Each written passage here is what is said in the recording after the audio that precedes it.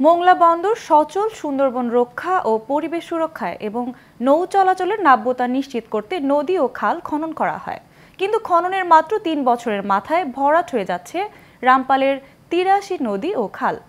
উদ্বেগ উৎকণ্ঠায় পরিবেশবাদীরা লুটপাটের অভিযোগ এনে তদন্তের দাবি জানিয়েছেন।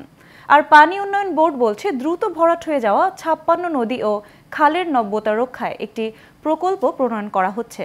রামপাল থেকে সুজন মজুমদারের প্রতিবেদনে বিস্তারিত জানাচ্ছেন মাজারুল আমিন শুভ। ২০১৪ সালে সুন্দরবনের শ্যালা নদীতে তেলের ট্যাঙ্কার ডুবে নৌযান চলাচল বন্ধ হয়ে যায়। এরপরে মোংলা ঘাসিয়াখালী নৌ চ্যানেলে নৌযান চলাচলের উপযোগী করতে বিআইডব্লিউটি এর তত্ত্বাবধানে খনন কাজ শুরু হয়। ২০১৫ সালের ৬ মে এ চ্যানেল থেকে জাহাজ চলাচল শুরু হয়। চ্যানেলটি সচল রাখতে চ্যানেল সংলগ্ন রামপাল উপজেলার ৫টি নদী ও ৭৮টি খালের ৩১০ কিলোমিটার খননের উদ্যোগ নেয় পানি উন্নয়ন বোর্ড।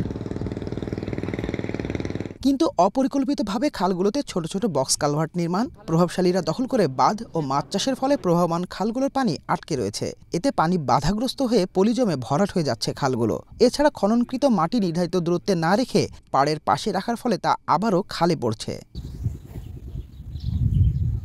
স্থানীয়দের অভিযোগ, এসএ রেকর্ডের নকশা অনুযায়ী খালগুলো খননের নির্দেশনা থাকলেও মোটেও সেটি মানা হয়নি। চলমান নদী খননের কারণে নদীতে বড় বড় বাঁক রয়ে গেছে। কোনো মতে নামমাত্র খনন করে লুট করা হয়েছে কোটি কোটি টাকা। অর্ধেক কাটিছে আর অর্ধেক কাটিনি, লাস্টে এসে এই ব্রিজ করার জন্য বান্ধে রয়েছে, যার জন্য ভরাট হয়ে গেছে।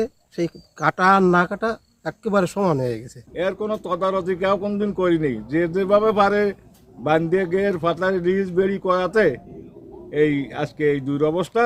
প্রভাবশালী মহল তারা নদীতে বাঁধ দিয়ে পাটা দিয়ে চিংড়ি চাষ করছে, যার কারণে নদীর স্রোতটা বিঘ্নিত হচ্ছে। তৎকালীন স্থানীয় এমপি হাবিবুন নাহার ও খুলনা সিটির সাবেক মেয়র তালুকদার আব্দুল খালিক এ বিষয়ে হস্তক্ষেপ না করে অনৈতিক যোগসাজশের কারণে নদী ও খাল খননের সুফল মিলছে না, যে কারণে ৮৩টি নদী খাল সচলে আশীর্বাদের পরিবর্তে দুঃস্বপ্নে পরিণত হয়েছে। এক অংশ খালের খনন করার পরে সেই অংশটা দীর্ঘদিন ফেলে রাখার কারণে ওখানে আবার পলি জমে গেছে। পরবর্তীতে আর এক অংশ খনন করা হয়েছে, যে কারণে খালের যে পরিপূর্ণ যে স্রোতটা এটা বাধাগ্রস্ত হয়েছে। দুর্ভাগ্যবশত যে খাল খনন করা হয়েছিল, সেটা যে প্রক্রিয়া করা হয়েছিল সেটা আসলে সঠিক ছিল না, কারণ আমাদের এই নদী খালগুলোর সঙ্গে একটা সংযোগ আছে। এদিকে দ্রুত ভরাট হয়ে যাওয়া ৫৬টি নদী ও খাল পুনরায় খননে একটি প্রকল্প প্রণয়ন করা হচ্ছে বলে জানান পানি উন্নয়ন বোর্ডের এই কর্মকর্তা। IWM কর্তৃক একটি স্টাডি করা হয়েছে এবং এতে দেখা গেছে প্রতি বছর আমাদের এই বাগেরহাটে খালগুলোতে ১ মিটারের বেশি পলি মাটি জমা হচ্ছে। তারা একটি প্রস্তাবনা দিয়েছেন যে ওই ৮৩টি খাল খননের মধ্যে আরও ৫৬টি খাল আমাদের পুনঃখনন করা প্রয়োজন। এরই আলোকে এই ৫৬টি খাল সহ অন্যান্য খাল নিয়ে একটি প্রকল্প তৈরির প্রস্তাবনা প্রক্রিয়াধীন রয়েছে। বাগেরহাটে রামপালে ৮৩টি নদী ও খাল খননে তৎকালীন প্রধানমন্ত্রীর অগ্রাধিকার ভিত্তিক মেগা প্রকল্পে ৭০৬ কোটি টাকা বরাদ্দ হয়। পরে ১৭৫ কোটি ১২ লাখ টাকা ব্যয়ে খনন কাজ শেষ করা হয়।